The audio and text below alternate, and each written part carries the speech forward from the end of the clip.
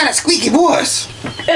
We want here. Welcome to Cheapskate. Today is a great day for crafting. In this video, I want to share with you how we took apart a few dressers, made a few marks and measures, took the parts and pieces and placed them back together to make something special. Check it out.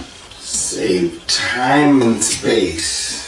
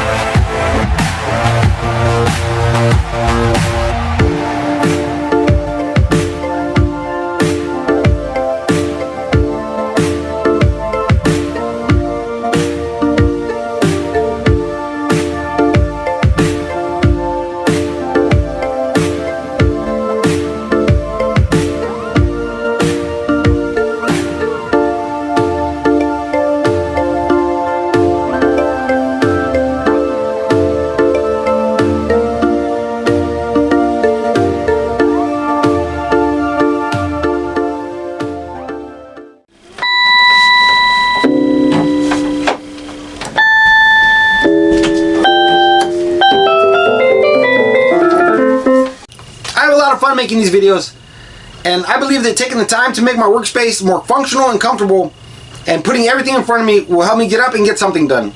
If you like this video, give it a thumbs up, consider subscribing.